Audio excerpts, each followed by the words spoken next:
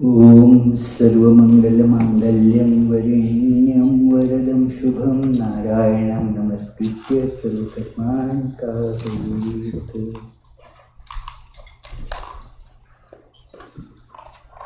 ओम विष्णु ओम विष्णु ओम विष्णु।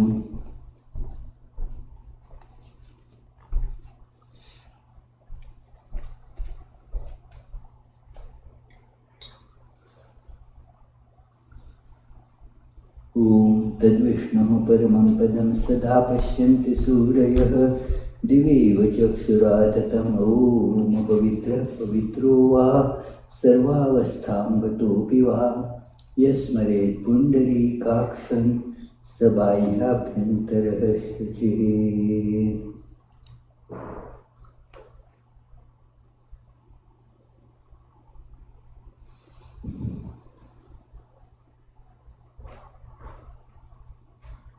ऐं गुरुभ्यो नमः ऐं परमगुरुभ्यो नमः ऐं परापरगुरुभ्यो नमः ऐं परमेष्ठिगुरुभ्यो नमः। ओम गणगणेशाय नमः। ओम ऐं सर्वदेवदेवीस्वरूपाय श्रीरामकृष्णाय नमः। ओम एतेभ्यो गन्धादिभ्यो नमः। ओम एतेभ्यो गन्धादिभ्यो नमः। ओम एतेभ्यो गन्धादिभ्यो नमः।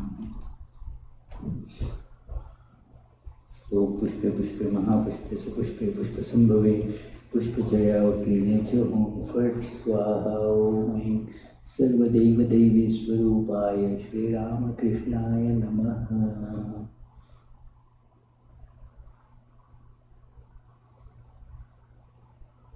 अंगैंगं कंगैंगं टंगैंगं तंगैंगं पंगैंगं यंगैंगं शंगैंगं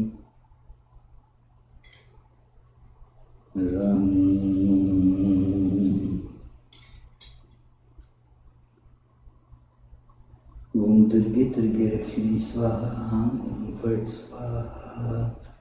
ओम भूतशृङ्गाटाच्छिरज्जीव शिवं सुषुम्नापथेन परमशिवपदे योजयामि स्वाहा। ओम यं लिङ्गशरीरं शोषय शोषय स्वाहा। ओम रं संकोच शरीरं दह दह स्वाहा।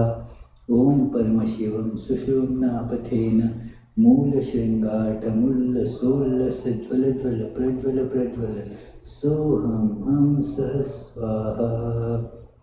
आं हूं फट् स्वाहा। आं ह्रीं क्रों यं रं लं वं शं शं सं हो हंस श्रीरामकृष्णदेवतायाः प्राणा इह प्राणाः। आं ह्रीं क्रों यं रं लं वं शं शं सं हो हंस श्रीरामकृष्णदेवतायाः जीवैः स्थित।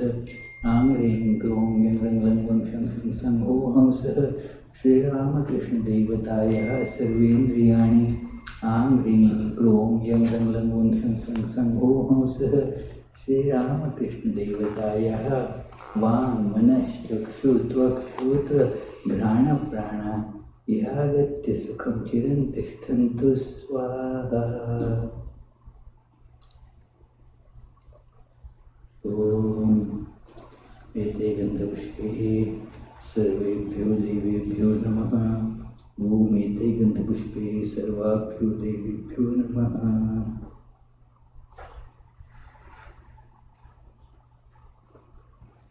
ओम ह्रीं पीठदेवताभ्यो नमः। ओम ह्रीं पीठशक्तिभ्यो नमः।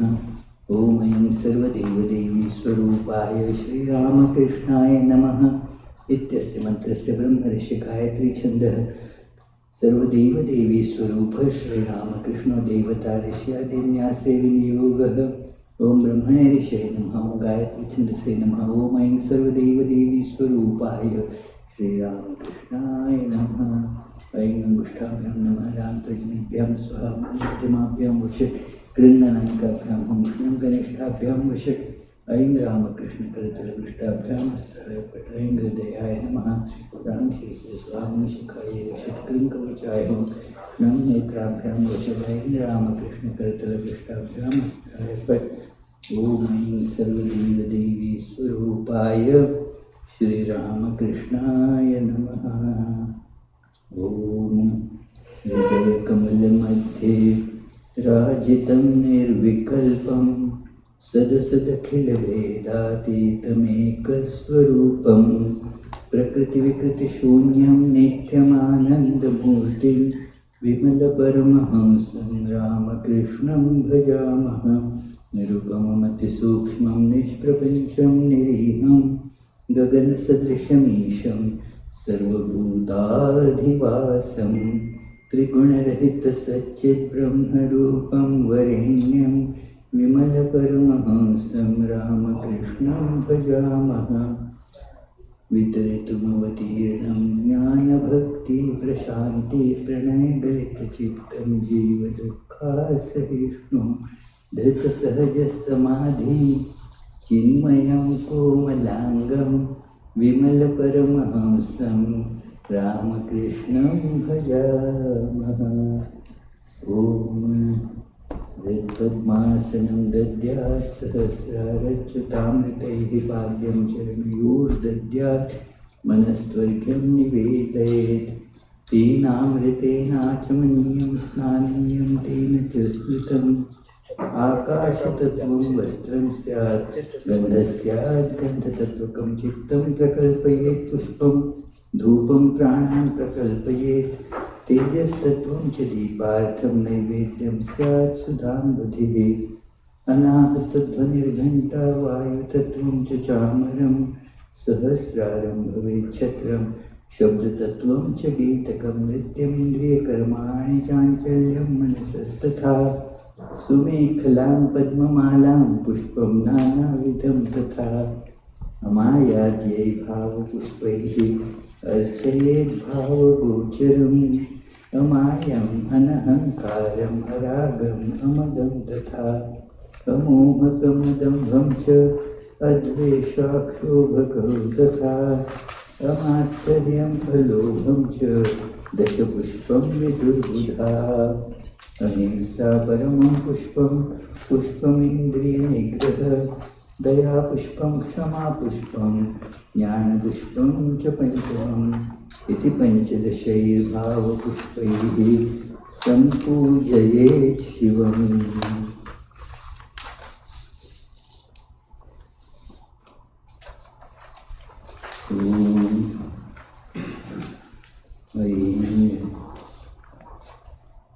केशगन्धः सर्वदेवदेवी स्वरूपाय श्रीरामकृष्णाय नमः।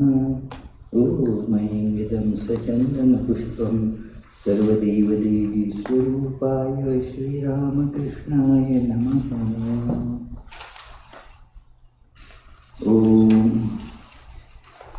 ऐं शूलः सर्वदेवदेवी स्वरूपाय श्रीरामकृष्णाय नमः।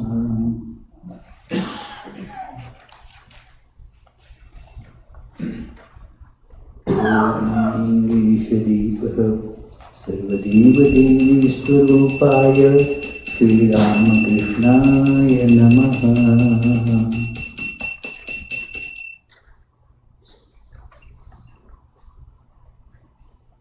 ॐ इदं सोपकरणनैवेद्यं सर्वदेवदेवी स्वरूपाय श्रीरामकृष्णाय नमः।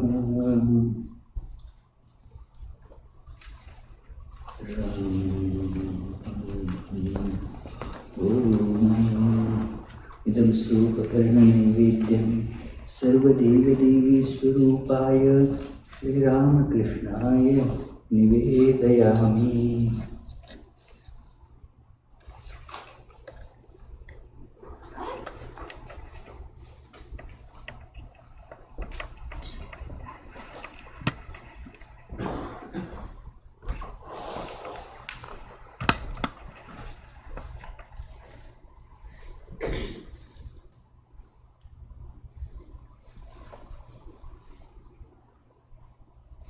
ॐ ऐं सचन्दनपुष्पाञ्जलिः सर्वदेवदेवी स्वरूपाय श्रीरामकृष्णाय नमः।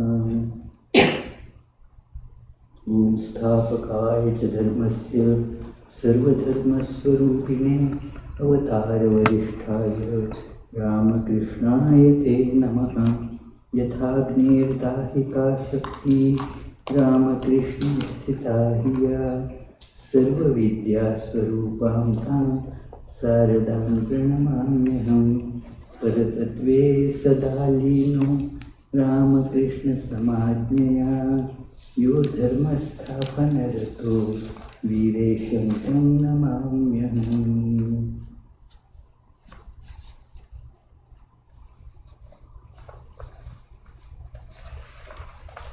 So we will now do the Arati singing. Let's join.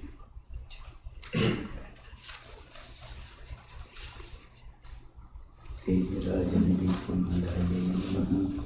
Om etasambhadaye namaha. Om etasampradayebhyo viniyadevebhyo namaha. Om eshanirajandeepamala sarvadeva devi swarupaya Shri Ramakrishnaye namaha. Nandana bhavavandana jagavandana vande tomam niranjana hararupadhara niranjana hararupadhara nirguna Moshana Abhadushana Jagapushana Chekanapai Jnanandana Vimalanayana Jnanandana Vimalanayana Vishnu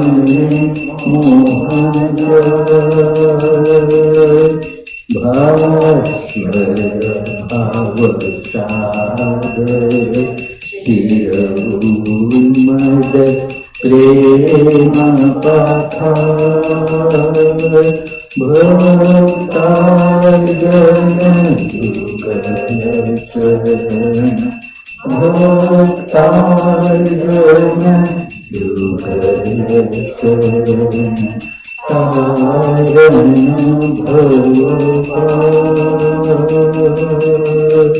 Jnita Yuga Ishvara Jagadishvara Yoga Nirodhana Samahitamana Nirodhana Samahitamana Nirakitava Kripai Bhanjana Dukha Bhanjana Karunabhana Karmakapu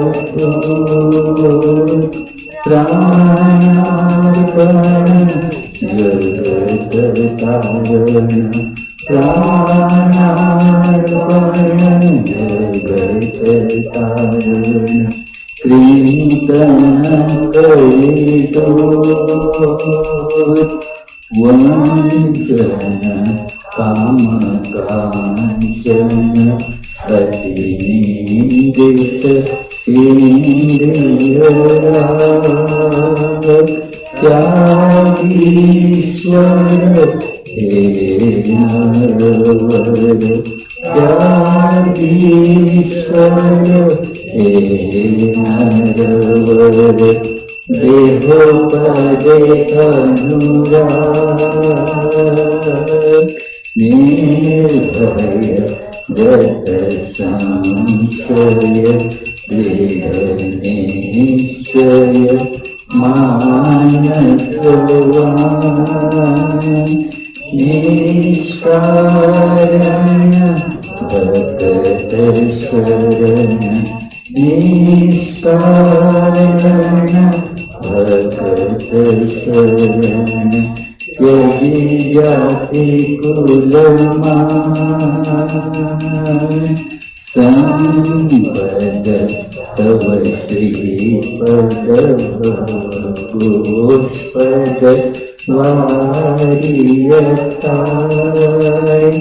प्रेमापण समदर्शन प्रेमापण समदर्शन जग जन दुख जाय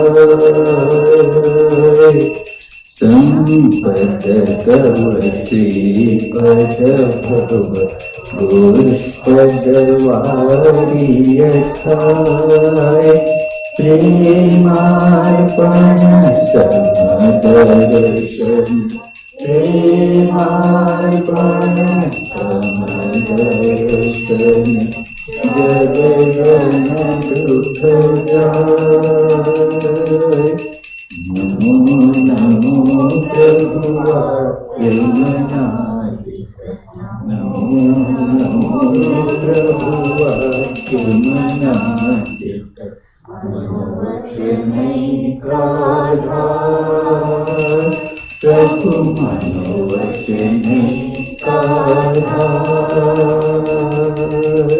ज्योतिर् ज्योतिरुदयिकन्दर ज्योतिरुदयिकन्दर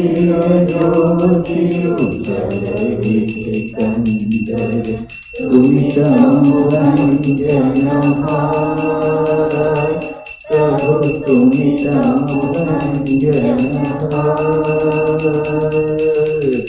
नमो नमो प्रभुवाक्यमनादिक नमो नमो प्रभुवाक्यमनादिक मनोवचनैकाधार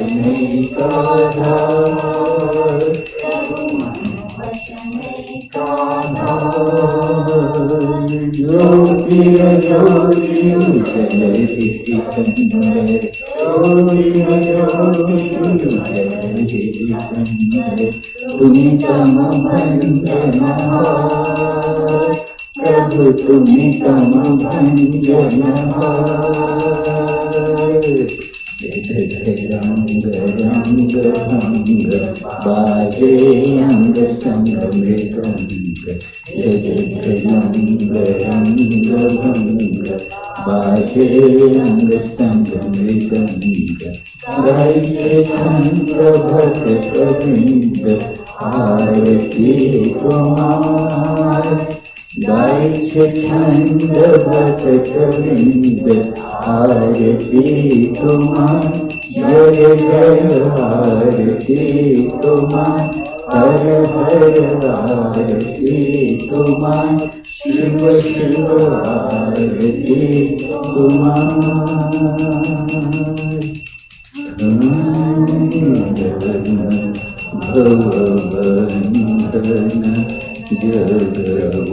जगवन्दन वन्दे तुम्हां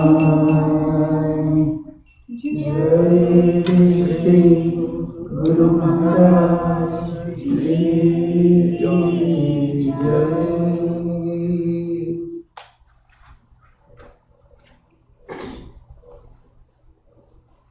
Let's begin Sarvamangalam.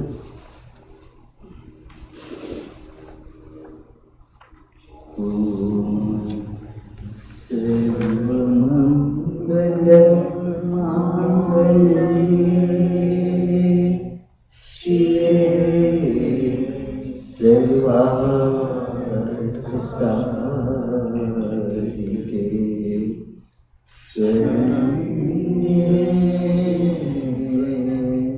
Triambake Gauri Narayani Sthiti Vinashana Sati Bhute Sanatani Gunamashre Gunamaye Narayani Namostute Sharanam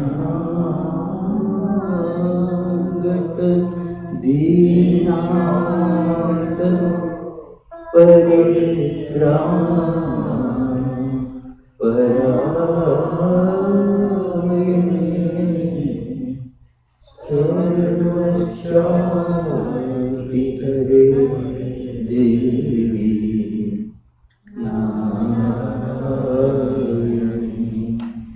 नमोस्तुते जय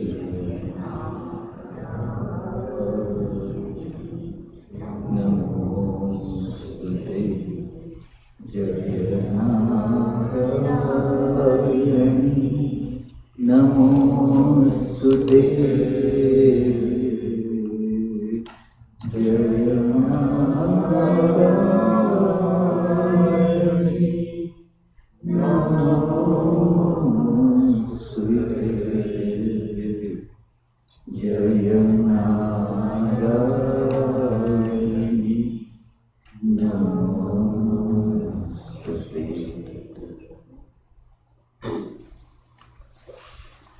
जय श्री राम कृष्ण देव की जय जय श्री शारदा देवी की जय जय श्री स्वामी विवेकानंद की जय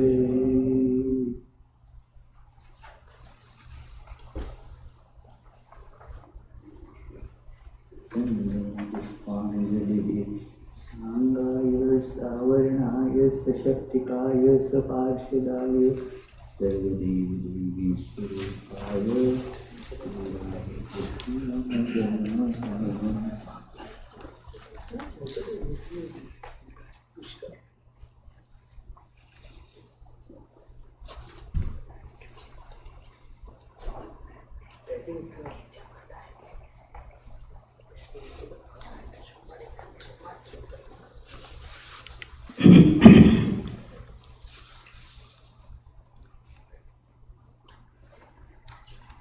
So welcome on this Father's Day, and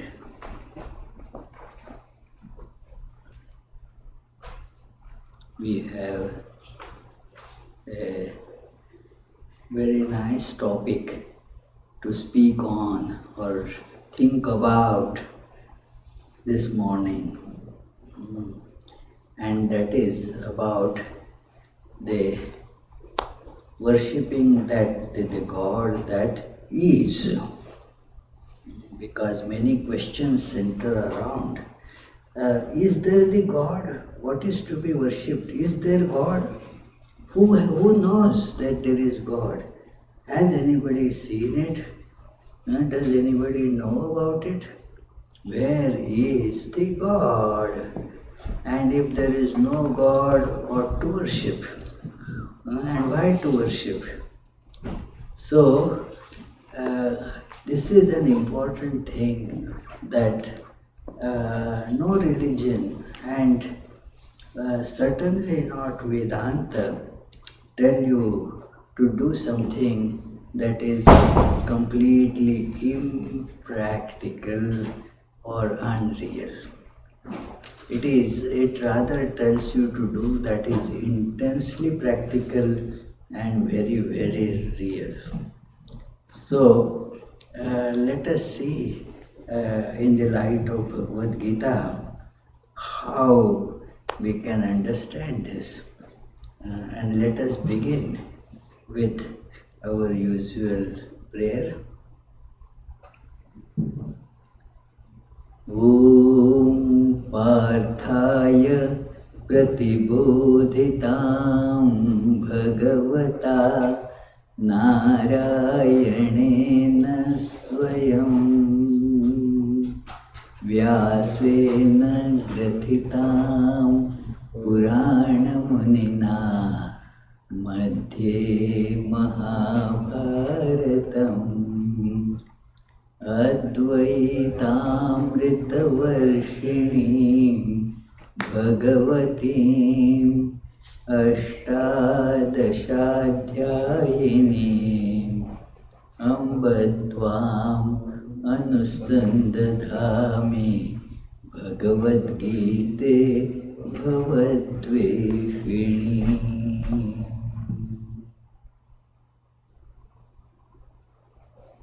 So just as you see, it is this scripture, Bhagavad Gita, is called our mother, our parents, a parent's loving father or mother, because today it's Father's Day, so I am talking about father. But uh, since there is no gender involved about these books, father or mother is the same idea, that the caring parent. And the caring parent, does a caring parent give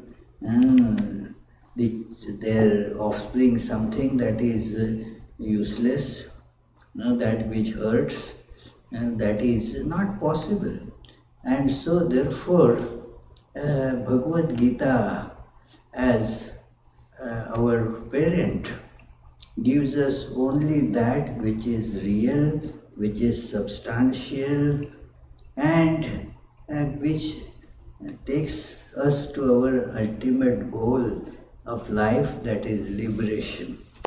So it is, that is how this beginning verse, it says, that is the meaning of it, that this mother, it hates the bondage.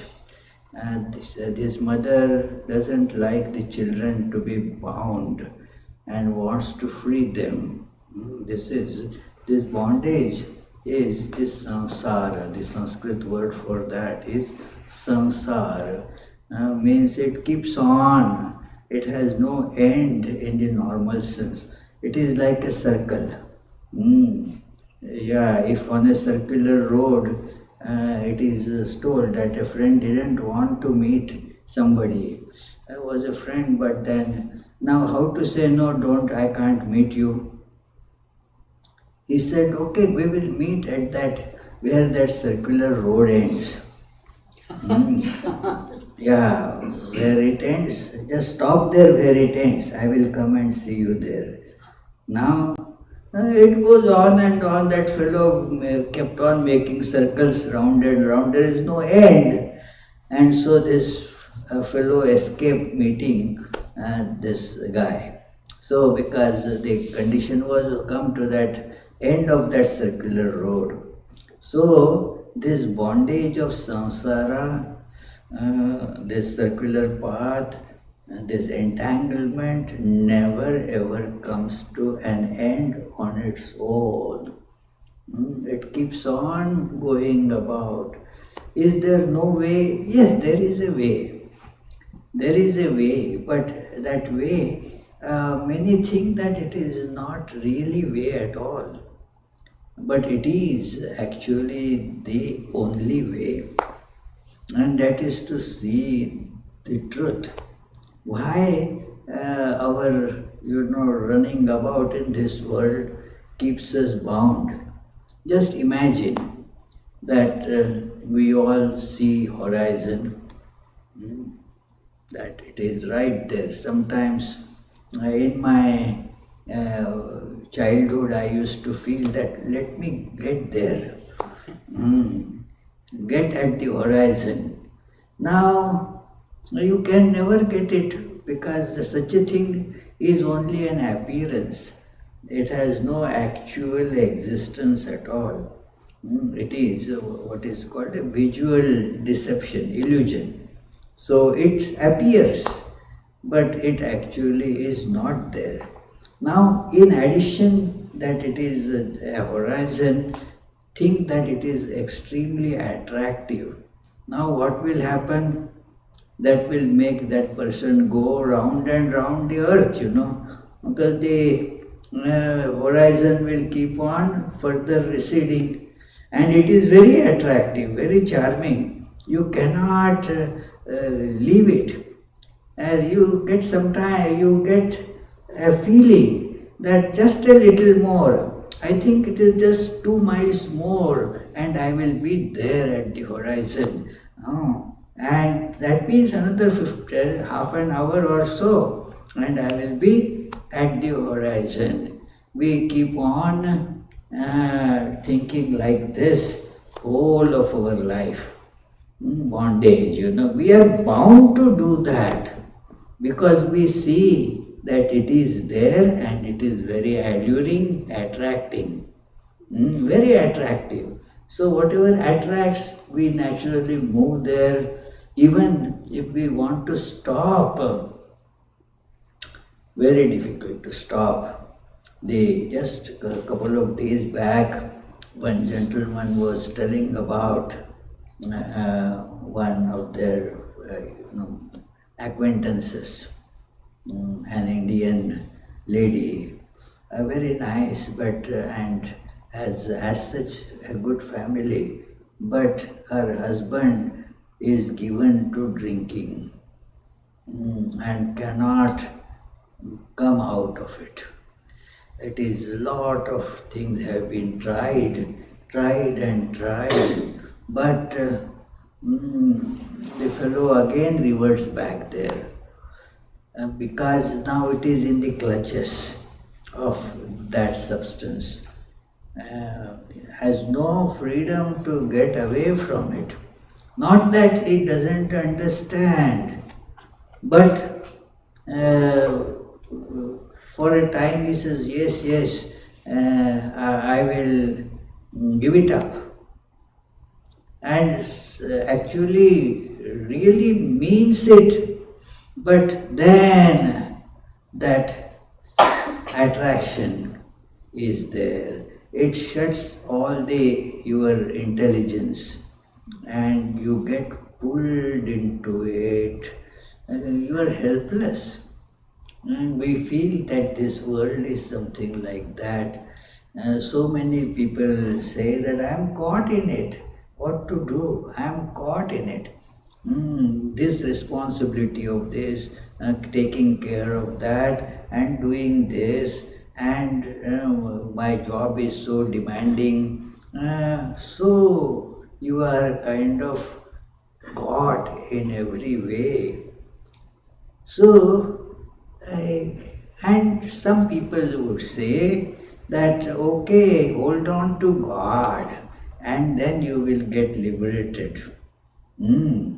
So, it is very commonly given advice and it works really. But the doubt that we get is, does such a God really exist? It's because we don't see it. Do we see God? No. Do we feel God? If suppose that was how Buddha was asking somebody who wanted to, worship some God here and there. And Buddha asked that fellow, did the one who told you to do that, has he seen God? He said, no. Has his teacher seen God? I don't think so. Has anybody seen it?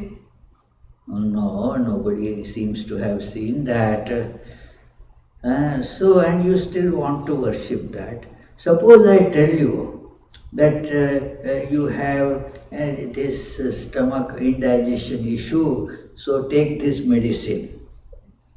You may ask me that, have you tried it? I would say, if I say, no, I have not tried it. Do you know anybody who has tried and got cured? No, I don't know. Nobody. Then will you take that medicine? Obviously not. So therefore do not go after something that is irrational and non-existent. See, the divine experience transcends reason. But that doesn't mean that every irrational thing is a right thing or a good religious practice. One must be fully rational as long as the rationality can take us. And when its limit is exhausted, then you take to other vehicle. It can sometimes be called as intuition. then you transcend the reason. It is very similar. Suppose, say you want to go to Australia from here, then Australia, you can't really drive in your car, even if it is a very nice car. That car cannot, but not that, so I will not use car, I have to take flight. But that flight doesn't come to your home. You have to go to airport. For that, you have to use your ground transport car or whatever. Use that, get there. So reason is like that. Reason, logic, rationality is like that. Go up to that. Because that jet is not going to land in your, front driveway. That is not how it works. You have to get to the proper airport and then fly from there. Get it, Sandhya? Yeah. So that is the use of reason and logic. So use the logic. It is use the brain that is given. It is most of the times we don't really use brain and therefore fall in some kind of a trap or get cheated because we don't use the reason. Just now it happened to me just a few days ago. I was buying a plane ticket, and then suddenly an ad popped up that it is through this platform, the fare that was being shown on the website of that airliner was different. But this portal was giving half the price. So my reason, because of allurement, what happens with allurement, the reason is junked, thrown out of the window.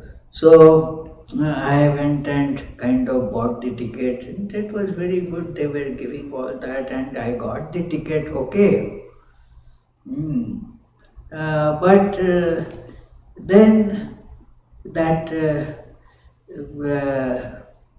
the payment for that was blocked by the credit card company, saying that it is not a good rated business. It is, yeah. Then it alerted me, and then I saw it has all ads here and there only to buy, no customer service and anything available. So it is very difficult. One gets caught into those things because of the allurement. Oh, it will be so nice. Let me grab this and my life will be so sweet and full of sweet and honey. And we get into it, and that keeps on. Once you get into the trap, then no way to get out. You see, it is you are trapped inside. So bondage. How to get out of it? Well, you have to worship the God that is. Worship the God who is. And that is what is promised here. That do not worship the God that is just imaginary, but that God whom you can realize. You may recall that was the question, burning question for Swami Vivekananda. As a college student, he was called Narendranath, tremendously brilliant and has studied. You cannot really even think of all these subjects that he has studied, and that to such a great depth. He had studied the literatures of so many different languages. He was very well versed with law. He was a student of law. And once it happened that he had to go to the court because of some case of, I don't want to get into the details, but some parental property. And so now he gave the argument in the court of law, and then the opponent, that lawyer, said, "Oh, young man, you have a tremendous career waiting in this field of law." It is his arguments, his study of the legal different documents was so perfect. So what I mean is, he had studied that. He was a wonderful student of history. He had studied modern mathematics, modern means of that day. He had studied different types of engineering things. You see it. He was student of philosophy, student of history, student of medical science, and a student of different versatile student of different branches of music. All this, music, art, sculptures, you speak of anything, he knew all that, studied that to the great depth. As you read complete works of Swami Vivekananda, one gets stunned, that it's not for nothing that the Harvard professor John Wright,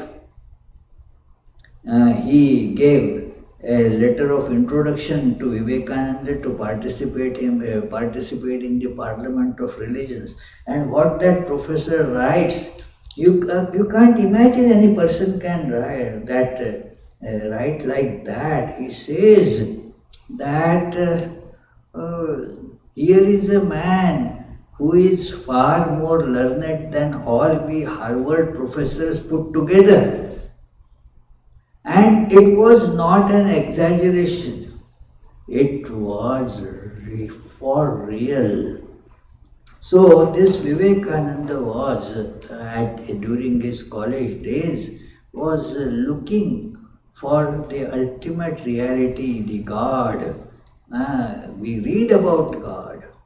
Has anybody seen God? Is the God real?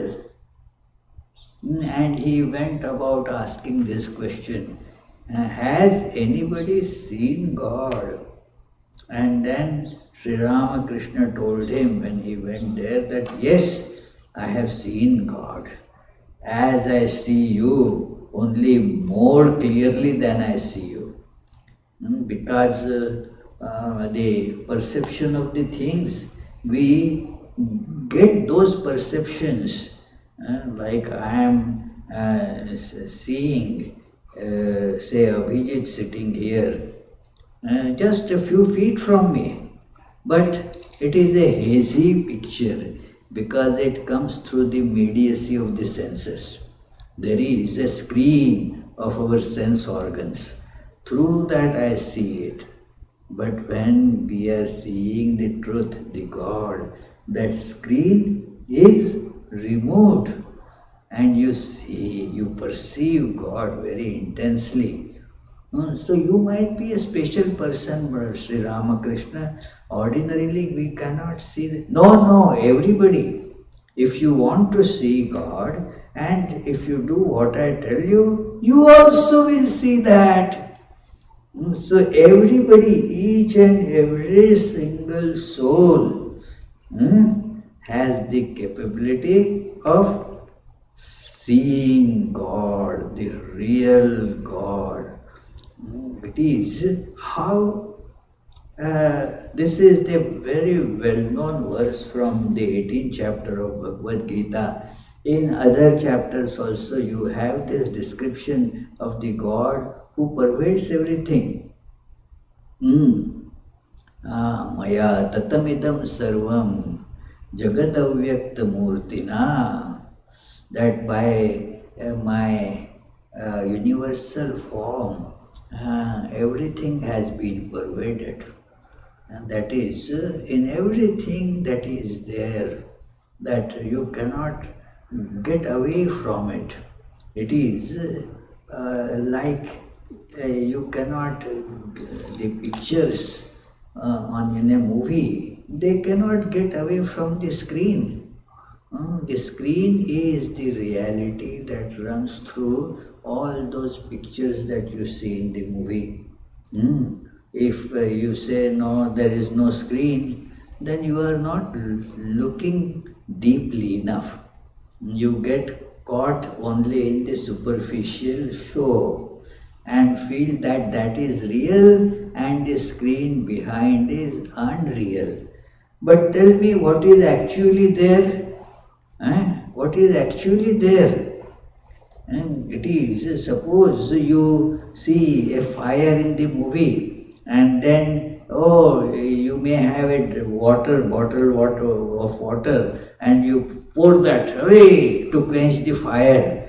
What will you end up doing is wetting what is really there. The screen will get wet and the movie fire will continue on the wet screen. It will not remove the fire in the movie. The screen will get wet, that's all. Because the screen is the reality. So we are all like these pictures. Behind is the screen, and that screen is in each and every picture. What, Daniel, do you agree? Yeah, there is, every picture will have that screen in it. So that screen is our true self, the I, or what we call in our philosophy, Atman. Atman is that screen who is in everything. So Bhagavad Gita has spoken about this in so many different chapters. What I just quoted was from 9th chapter. Then in the 7th chapter again you see this, that how that all different things that you see is just God is described, it is just my manifestation. Each and everybody can say this, that it is my manifestation. Now, my manifestation. If I tell Shubham now, Shubham, this whole universe is your manifestation. What, Swami? What are you talking about? So, have you taken something? No, it is. No. It is a very sane statement. It is, you are the maker of the whole universe. In dream, don't you see similar universe? Similar. Who makes it? Who makes it? We do. We do. It is just manifestation of your mind. It is that the Mandukya Upanishad gives that analogy a lot to illustrate this. That in the dream, you are sleeping on your bed in your maybe a very small room, like you have in school dorms here, small rooms. So in your room you are sleeping and you see in the dream that you are riding on a huge elephant and you are going to meet the king. And so forth. Quite okay. But when you wake up, you know that the elephant cannot come to my room. It is too little for the elephant to come in. The elephant did not come. I did not ride the elephant. But I did see it. Now, who constructed all that? You constructed. But you may say, Shubham may say, but that was in the dream. So what this waking state is different from the dream? You may say, no, the dream is unreal. The waking state becomes unreal when you are dreaming. When you are dreaming, is your waking state real? Not real. In the waking state, you might have gone to bed after having a sumptuous dinner, but in dream still you may feel hungry. Because the waking state becomes unreal when you are dreaming. So it is also like that on this same level. It is, yeah, somebody told me that he was looking frantically for a job and all that. He got the job. So now he was not looking for the job. But then those impressions were there that I am looking for a job. Then what happened, although he got the job, he was going for the job. In the dream he saw that he is frantically running about to get a job. Because that he got job in one state, that doesn't become real in the other state. Just as had he got job in dream, in the dream he would have gotten his salary, not in the waking state. So it is. So both these states, Shubham, are kind of identical. One becomes real in one state but unreal in the another state. So it is like this, Sandhya. Yeah, it is. It is because she may say it might be so for my son, not for me. It is true for everyone. That it is just as the screen pervades every picture, and that is the reality. Our eye pervades everything. Therefore, we say, or everybody says, I am. And there is no difference in I here in Teresa and say I here in Yogatmananda, I here in our this friend from New York who drove me yesterday from New York to Providence, another friend sitting here from Stamford. So all these all say I, same I. I doesn't become different at all because of the body that you identify with it. It becomes, no, I am stout or I am thin. This I doesn't become stout or thin. It is the body that becomes stout or thin, not the I. So, no, I am so bright.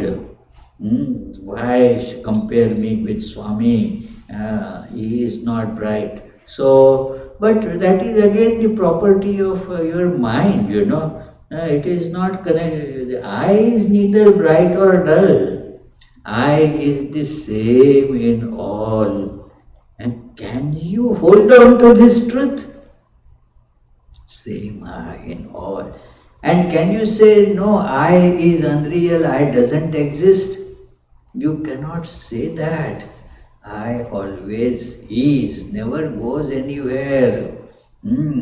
Even if you say, I hate myself, still there is an I to say that. It is, even if you say, I am unreal, there is the I who is saying that. So, therefore you cannot get rid of this screen, just as no picture on this movie screen can get away from the screen. We cannot get away from this isness of God. God, that is our true nature, our true self, the indwelling self. Can you get away from that? No. But how to worship that God? And in the 18th chapter, there comes that very celebrated verse that do your work. Before this verse, that Lord Krishna has described the various types of work according to different temperaments. They go to do those works, and nothing wrong in that. All cannot become artists like Picasso. They will end up in terrible, if you compare. Everybody should become a Picasso. They will be terrible failures. Impossible. Everybody cannot become a mathematician. No, not possible. It is, we have our constitutions, the capabilities, the potentials. Accordingly, we do our work, and no point in changing our work. No need for it. I don't mean here changing job and all that. That is okay if it needs, but your constitution is there that certain jobs you can do, and you feel allured by somebody else's job. But that is not for you. I told my childhood story that I had read. A very nice story. Think about it. That job was breaking the stones. Those days there were no big stone crushers. I am telling of my childhood. About say 60 years ago, they have to take that chisel and big hammer and break there's these mountains and get the stone for construction work or whatever. So that was his job. He was doing it in the hot sun. And then he said that what a difficult job it is. Look, that sun is jeering at me with its heat. Oh God, why don't you make me sun? This job is terrible. Let me become sun. God said, okay, if you want to become sun, I will make you sun. And then it became sun and became, so proud of its glory. Look, I give light to everybody, very powerful. And suddenly, while going, it found that its light is getting blocked by something. What is it? A big cloud had come. So, Lord, what is this? This cloud seems to be more powerful than me. Why don't you make me the cloud? God said, okay, if you want to become cloud, here you are. And then it felt, nice cloud. It could block the sun and wanted to keep on blocking the sun. But it felt a big pull. The wind was dragging it. Oh Lord, this wind seems to be so much more powerful. No fun becoming a cloud. Why don't you make this wind is really what one wants to become. Goes everywhere, can do, powerful, it can become a big storm and make things topsy-turvy, big giant trees can be uprooted. Wind, that is really the power. Let me become the wind. And then the wind, God said, okay. Then the wind started blowing everywhere. And then just for fun, it overturned many ships in the sea. Many boats got capsized. Many rooftops on the houses, they got blown away, the trees got uprooted, but a big mountain was not moving away, it was unshaking. Oh Lord, make me this mountain. The mountain is stronger than the winds. God said, okay, if you want to become mountain, become the mountain. And it stood like a glorious mountain, enjoying its, that very royal stature. I am this big, unshakable mountain. And while it was feeling like that, it felt a pain. Oh, somebody is hitting me. There was this stone breaker. Oh, God, make me that stone breaker. That is what you were, So, this is how, this is my some third grade story. It is. So, how true it is. You think, so here in Bhagavad Gita, Lord says, don't change. You don't need to. Whatever your constitution, it is so many factors, It is combined to get our work. Because depends on the need of the society, it depends on your skills, the need of the society, and availability of it. So it is at one time there is no, I like to grow tomatoes. Now everybody growing tomatoes, the tomatoes have no value. It is at one point I met the tomato seller there back in India.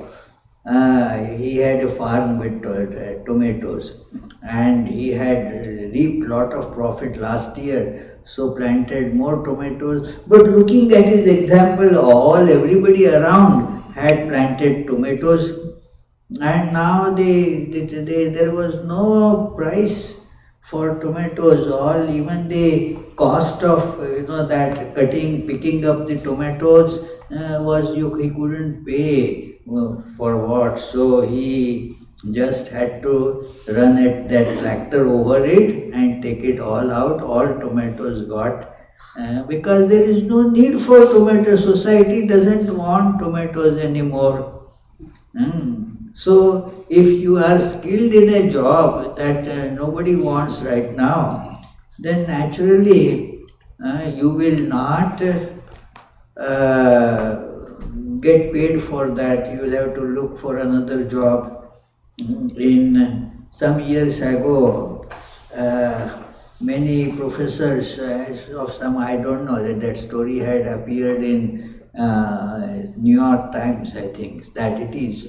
That professor lost the job because there were no students.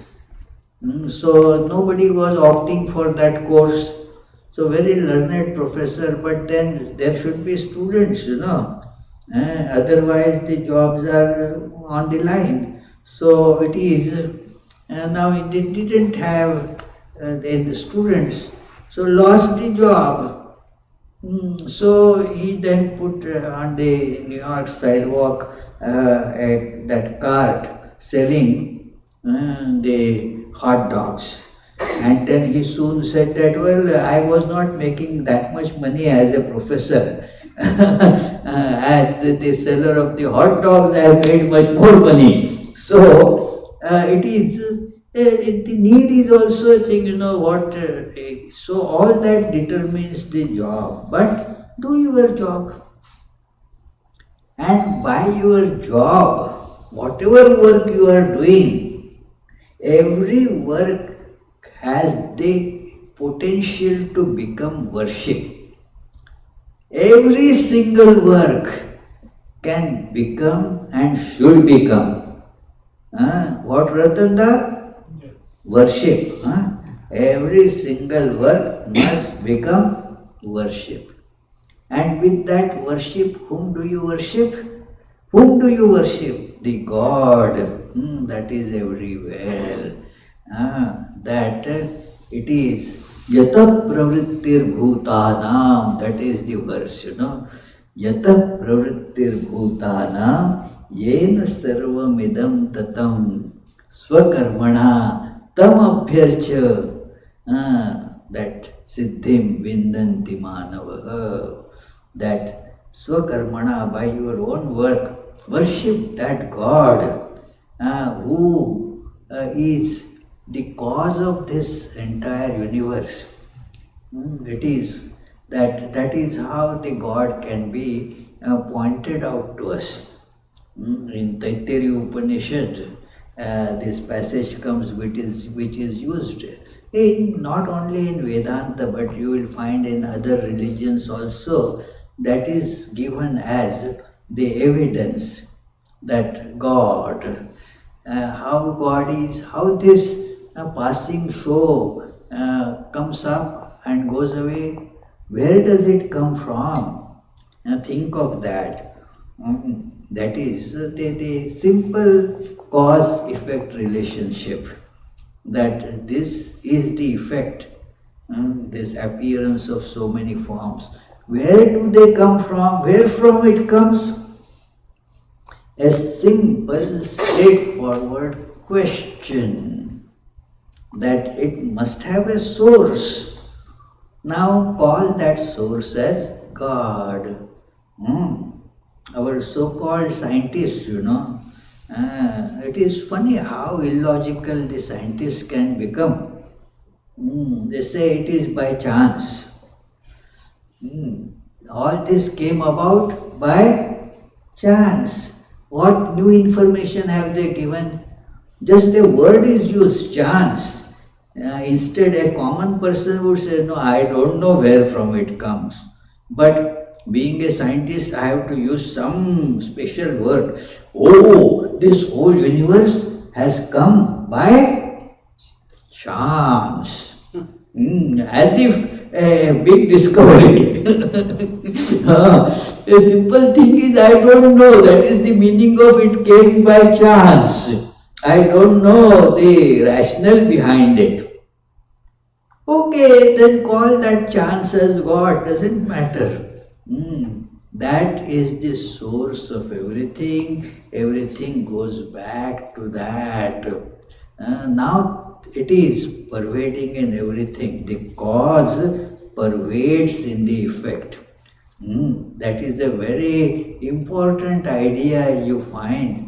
Originally, it came in the Sankhya philosophy, in Vaisheshika philosophy of Indian philosophies have these varieties, and then has been adopted in Vedanta.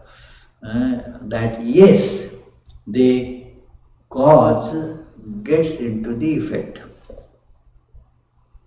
Cause is, effect is cause in another form. In science, we call this principle as nothing can be destroyed, nothing can be created. Do you teach your students this? In the middle school, yeah, simple fact of science, that it is a principle that nothing can be created, nothing can be destroyed. It is only change of form. So the cause gets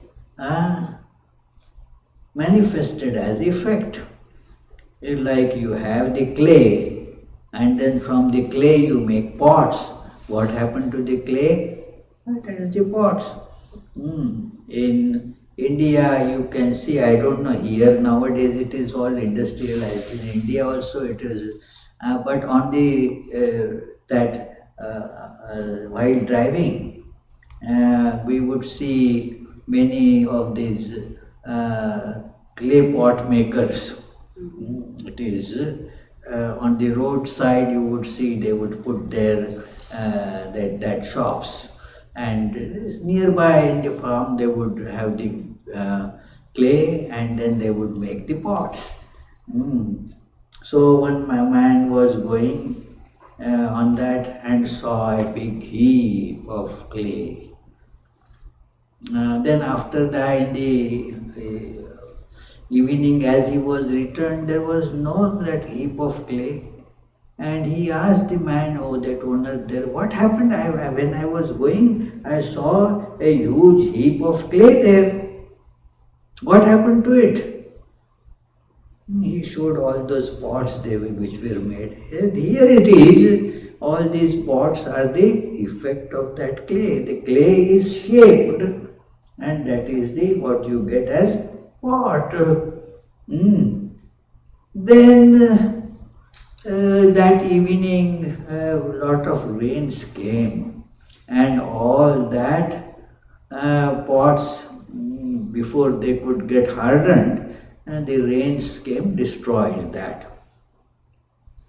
Then the potter again collected all that and made it into a heap of again soil or clay.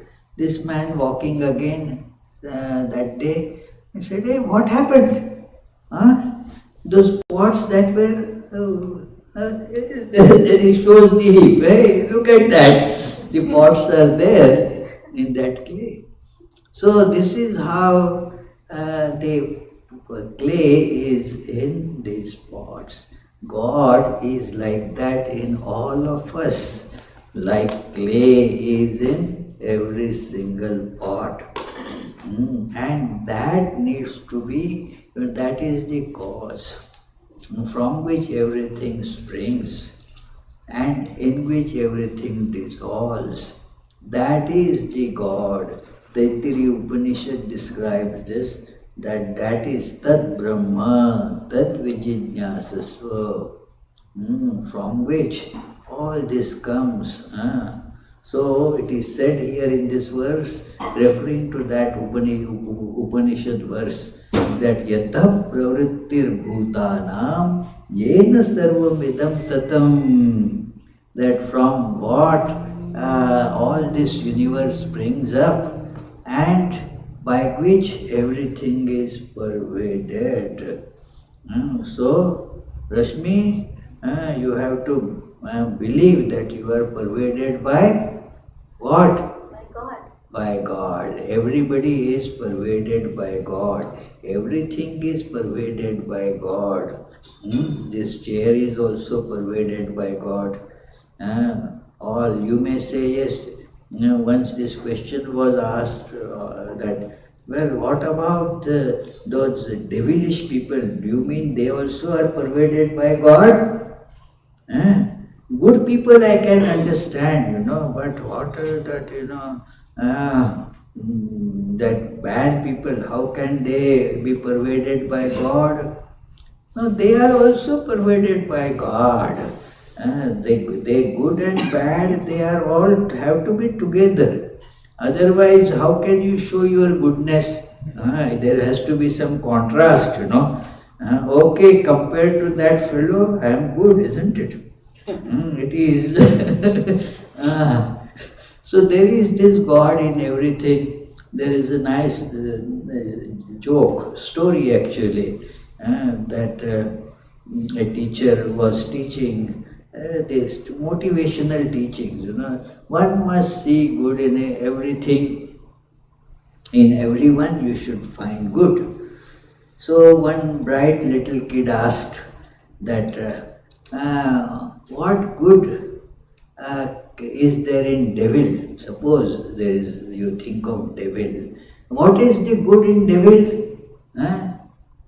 Then the teacher also got a little thinking and then said that, oh, devil is good at whatever the fellow does. Whatever he does, he is good at that. So they take that goodness. Everything is pervaded by that which is God. And how can you worship that God? By doing your work. Yatha pravrittir bhutanam yena sarvamidam tatam swakarmana. By doing your work. Your work has to become worship. Like we use these flowers and then offered them in worshipful way, that, oh Lord, this is my flower, chittam prakalpayet pushpam. It is said that it is your heart is that image of heart is put as a flower. Imagine that if this flower is your heart, and now offer your heart to God in the form of flower. That is all symbolism. Now you can, this is acceptable to us, that, oh, you are waving a lamp, we waved a lamp, that is worship. Because that lamp becomes a symbol of that God's glory, the luminosity of God. So you do that. And thus there are these ways of worship, and that we understand as worship. Somebody, if is doing like offering the flower and ringing the bell and waving the candle or whatever, that fellow is doing worship. But if somebody is doing say a plumber, a plumbing job, and getting the what we had that problem, the choked sewer line. It was all terrible, very dirty looking job. Mm. But that also is worship. Mm. That also is worship. Everybody's job is that if you are doing it with the attitude, how offering a flower becomes worship, tell me? Offering a flower, what makes it worship is your attitude about it. So while doing this work, uh, apply the same attitude. And how one can apply that attitude there? By giving up all attachment. Mm. That is the trick. What happens is we take up a work and then get caught in the work, and thus that work loses its capability to become worship. And its potential to become worship is gone because we get caught in that work. We say, this is mine. Hmm. Just as you cannot offer the flower, if you say it is mine, you have to say it is God's. Then you can offer it. So all work is to be done with the idea that it is for God. I am offering it for God. It is God inspired it. God did it, and I am offering it with my love. That's all. No attachment. We get caught in something uh, yeah, my child, my thing, my ideas. Our ideas are also, we get so attached to them because they are our brain children. Physical children, they of course one gets attached to, but the brain children we get more attached. My idea, you don't want to give up your thoughts, your ideas. This is how, if we are caught in it, then we will not be able to do the worship like that. So necessary that remove all those things from your mind, and thus you become capable of doing that worship. That it is, let this your work become the flowers. That is how the great sage Jnaneshwar describes it. Uh, Jnaneshwar has composed, written, or actually it was his discourses on Bhagavad Gita, which were compiled into the book Jnaneshwari, Bhavartha Deepika, a great book. So there he describes this, that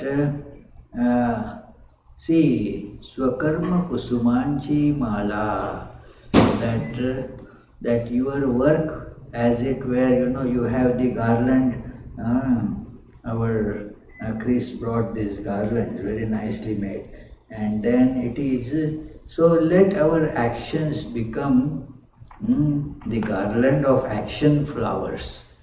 The flowers should be our work, our actions. Swakarma Kusuma.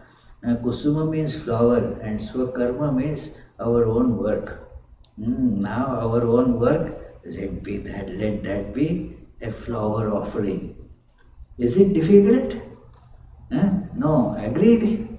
We have to keep thinking about that one. Yeah, you have to Constantly. keep thinking about it, and you can do it. The only obstruction is getting attached. I and mine. and that prevents us from really using our actions as worship.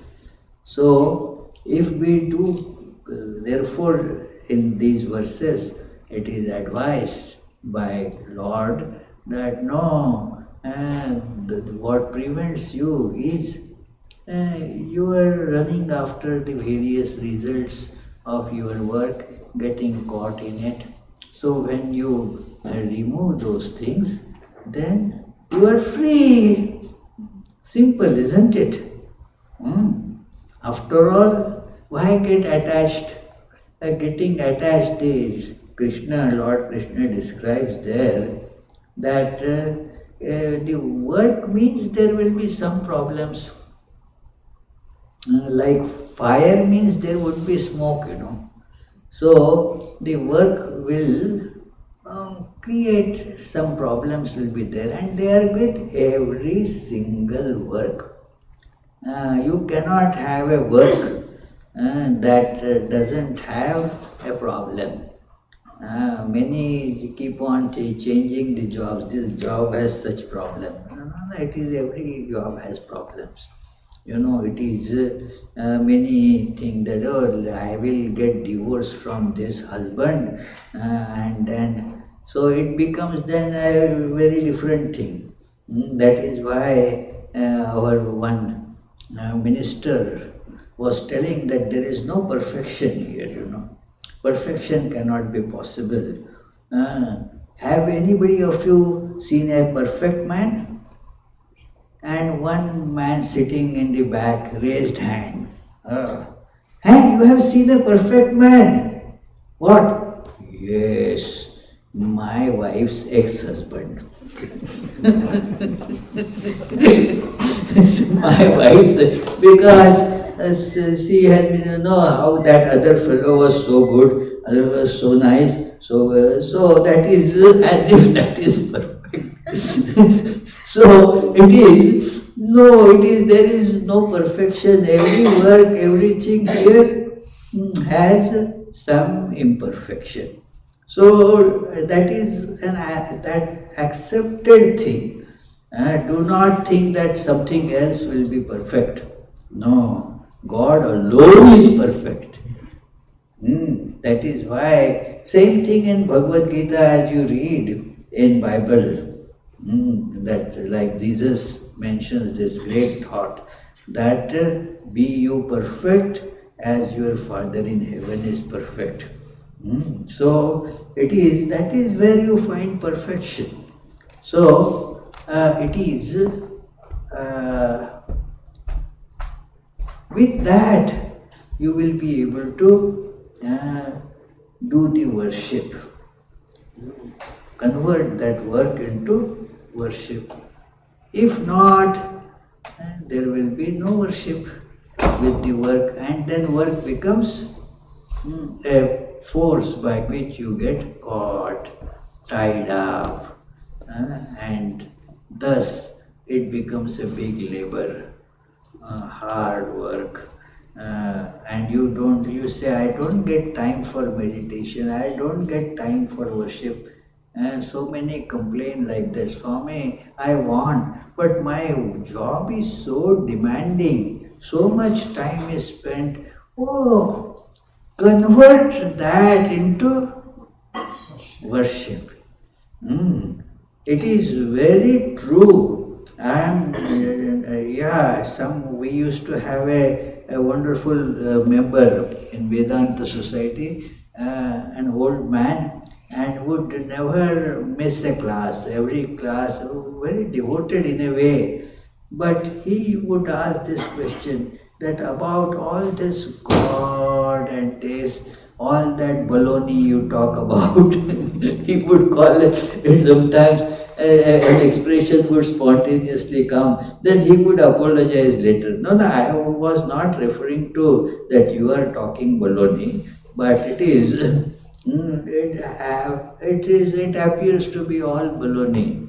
No meaning. The work is like that. What did you get from it?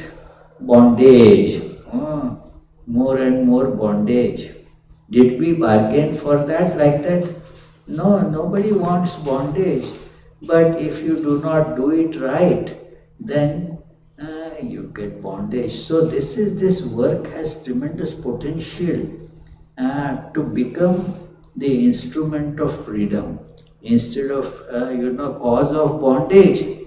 What, Teresa? Freedom. The instrument of freedom. It is the same thing you have to do. Only change the attitude, change the direction. Like if you are, say, driving and imagine, it is out of the range of GPS and nobody there, but somehow when you found some fellow that I wanted to go, oh, you have been going in the wrong direction, exactly opposite. You have to go in the opposite direction. Now what you have to do? Buy a new car? No, the changing of work will be like buying a new car. Do the same thing, drive the same car, but in the right direction. So do the same work, but not in the direction of getting bound, but drive in the direction of getting liberated. That's the way that doing worship of the God that is. God is the isness in everything. It is, God doesn't exist somewhere in the seventh or eighth heaven or you can, no, that God can easily be questioned. Means, where is that? But right here, the one who is talking, God is in that. In everything, that the isness that everything gets is because of that God that is. So that is why we call God as Sat Chit Ananda, existence, consciousness, bliss. That is the God, and we should worship that God. And way worshipping is very simple. How, whatever work you do, do it, offer it to God as your worship. See, it appears, to be not going to be effective. I tell you, friends, I don't know how to put it more emphatically. It is, I can assure you, it works. It is true. Yeah, do it and you will see that which was binding you, which was creating more bondage. Now the wheels will turn in the right direction. And same work. To the extent we can do it unselfishly, without attachment, you will see the liberating force coming into picture. You will see that the bondage is gone. Nothing externally has changed. But what happens? You will start feeling more joy. You will start feeling more freedom. It is your attitude will become very positive. Otherwise, anything you do, get more bondage, making you more frustrated, depressed, and then you get go to a psychologist to get a session, and then what? You keep on talking to that psychologist. The psychologist just nods because it is just you want to unburden, that's all, It is, we had that lecture of Anubhav Anandji. He said, the psychologist, actually. Psychiatrist, he says psychiatrist. Okay, psychiatrist. But because she is psychologist, so she had got her a little annoyed. Yeah, but it is it what he said that let this that person who comes talk. You turn your face in the other direction and keep on reading James Headley Chase. So it is. So it is instead that you have the great path, do your work as worship. And you will, even a psychologist will never feel depressed. Because the psychologists, I understand, they listen to all these depressing tales and that affects them.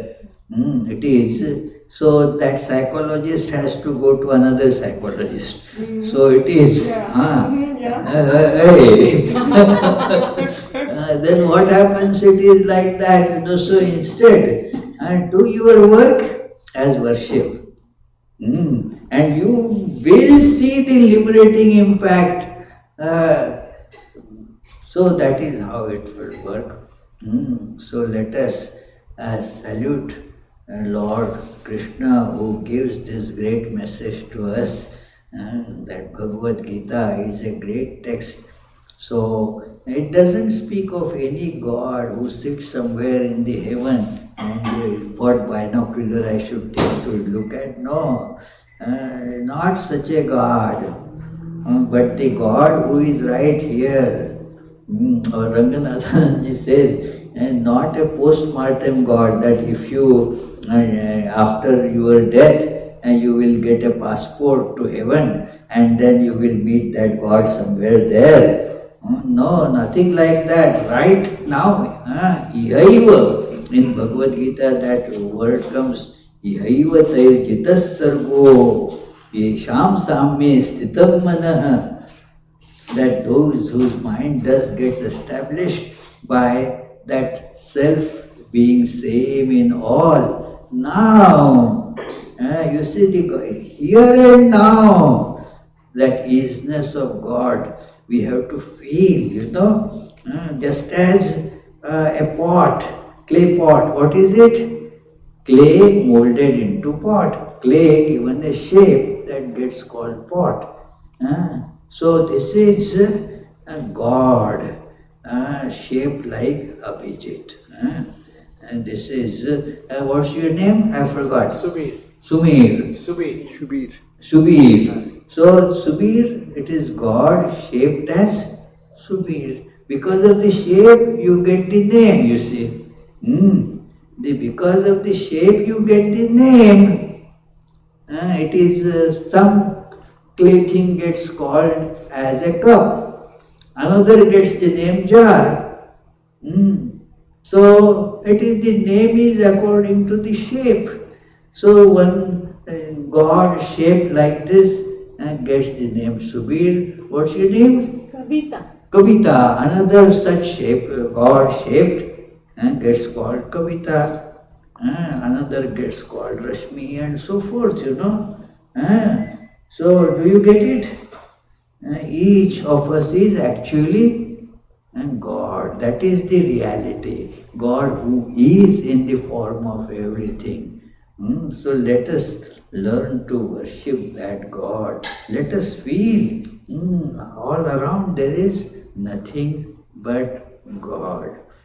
So let us salute that Gita Sugita Kartavya Kimanyat Shastra Vistaraihi Ya Swayam Padmanabhasya Mukha Padmad Vinisrita Ekam Shastram Devaki Putra Gitam Eko Devo Devaki Putra Eva Eko Mantra Tasya Namani Yani Karmapyekam Tasya Devasya Seva Shri Krishna Arpanamastu.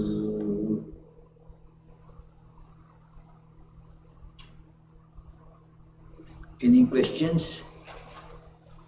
Anybody has any questions?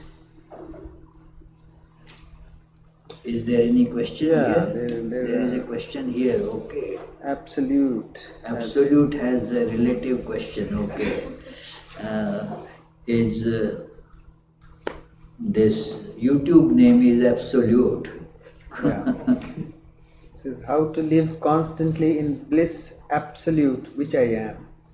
Especially when situation brings anger, frustration, and cheating by someone whom one has been devoted to. Yeah, So, how to get out of that feeling?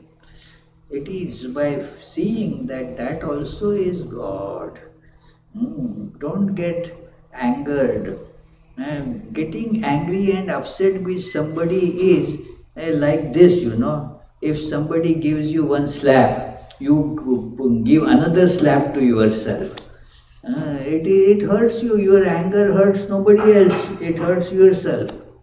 If you get upset, what is the that uh, because of somebody's behavior, why should it upset me? That person has his own way of doing different thing. So therefore, there are differences in the world. Let us learn not to get affected. That is what we were talking about, you know. Be detached. Be not get involved into each and everything. It is somebody uses abusive words, somebody cheats. That is how people are there. It is, do we not cheat others? We also cheat others in a way. We don't call it cheating because we do it, that's all. It is. Everybody cheats, you know. There was one insurance company agent. So, and then we wanted to get some these donations from their company long ago. So it is, and then I said there is some gambling person, you know, has offered something, but we don't want to take donation from gamblers.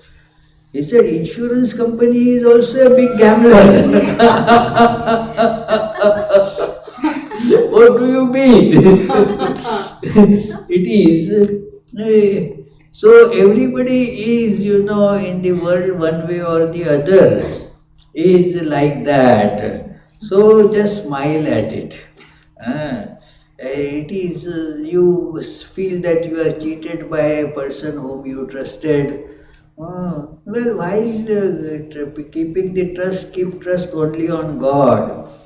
Do we not say in that United States that motto, we trust in God.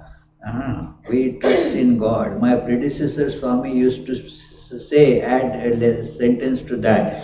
We trust in God, others pay cash. Others cannot be given loan. Others, we trust in God. So, if we trust somebody, yes, that somebody may cheat you. What is wrong in that? I mean, it is, I don't support that person, but then say that is how, let me tell you one incident. That is just to keep you free from getting irritated. That it is somebody mm, kind of not cheated him. So he was smiling. Hey, you see, in last birth, I might have taken some loan from him and not returned. So that is why this is happening to me. So now whether that really was like that or no, who cares? But the result was that you become free from irritation. Otherwise, you lose the money and your peace also. Do you want to lose both? Eh? If you lose money, okay. If you lose peace in addition to that, by losing peace, are you going to get back your money? No. It is a very important, friend. Mr. Absolute, that it is not right for us to lose our peace because of somebody's behavior. The world that we live in is made of all so many factors. I told once in a taxi that the taxi I felt is charging much over and above. Once other Swami was sitting with me, a senior Swami. So I got upset with the taxi fellow. No, no, you must give this. It is like this. The contract is only for this fare and all that. So he got a good deal more. So I gave him more, but with a cursing face. Okay. That Swami said, anyway you were giving, isn't it? Now with give it with a blessing and smile. Does it hurt? No, it rather blesses you. You do not get irritated. So that is the technique, dear. Absolute. It is.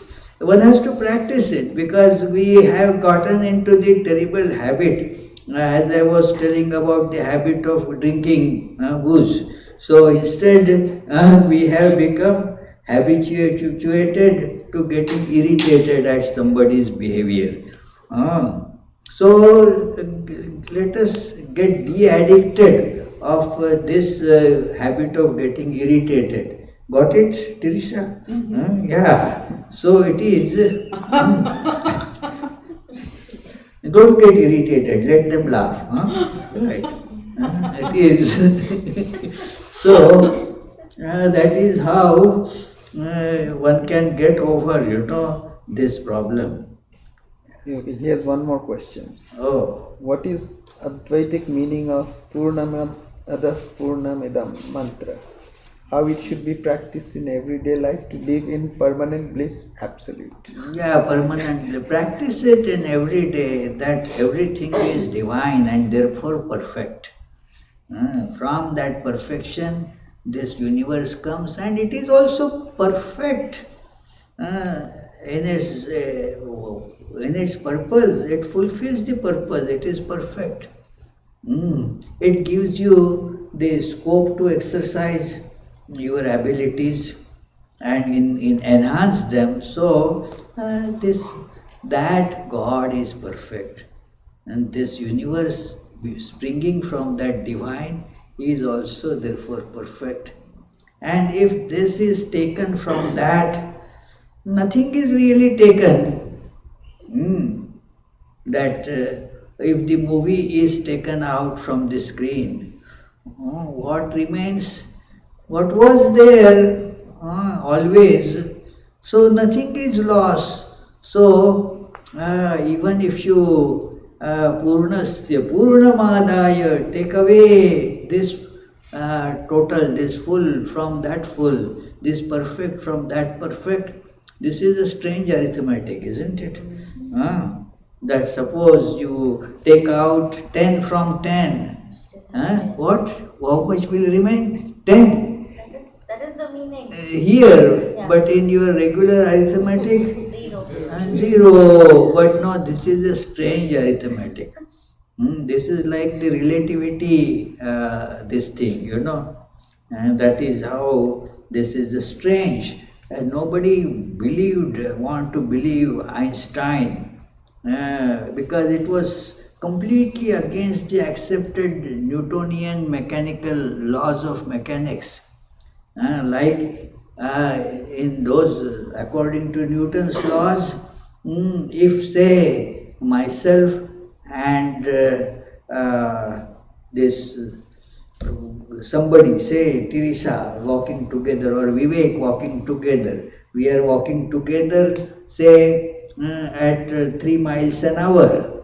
So our relative distance will be, the relative speed between us is 0. We do not, there is no relative motion between us because we are moving at the same speed. Now suppose I am moving towards east at 3 miles an hour and he is moving towards west at the same speed 3 miles, then our relative speed will be 6 miles. So that is the common Newton's mechanics. But that doesn't work with the speed of light. Strange discovery, tremendous. That became the foundation, this discovery that was not discovered by Einstein.